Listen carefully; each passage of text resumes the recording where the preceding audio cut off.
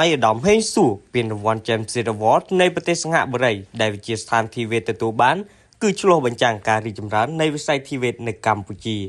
អាយដាមហេងស៊ូរដ្ឋមន្ត្រីក្រសួងការងារនិងមណ្ឌលបណ្ដាវិជ្ជាជីវៈបានគូសបញ្ជាក់ថាការរៀបចំស្តង់ដារកម្មវិធីសិក្សានិងការអភិវឌ្ឍមណ្ឌលសិក្សាឲ្យស្របទៅតាមតម្រូវការទីផ្សារការងារក្នុងការពង្រឹងចំណេះដឹងវិន័យសីលធម៌និងឥរិយាបថរបស់សិក្ខាកាមសិស្សនិស្សិតគឺជាមូលដ្ឋានគ្រឹះដ៏ចម្បងក្នុងការបង្កើតនិងអភិវឌ្ឍធនធានមនុស្សខណៈដែលកម្ពុជាកំពុងត្រូវការកម្លាំងពលកម្មដែលមានជំនាញច្បាស់លាស់និងអ្នកបច្ចេកទេសយ៉ាងច្រើនគ្រប់វិស័យ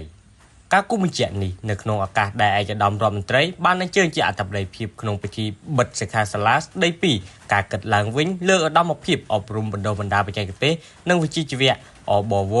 សម្រាប់បដិវត្តកម្មនិងផលជះប្រកបដោយនិរន្តរភាពនិងពិធីប្រគល់ពានរង្វាន់គំរូឧត្តមភាពសកលសម្រាប់ការអប់រំនៅបណ្ដុះបណ្ដាលជំនាញនៃប្រទេសសិង្ហបុរីជូនវិទ្យាស្ថានជាតិពហុបច្ចេកទេសកម្ពុជា NPIC និងវិទ្យាស្ថានជាតិបណ្ដុះបណ្ដាលបច្ចេកទេស NTTI នេះរសៀលថ្ងៃទី24ខែមេសាឆ្នាំ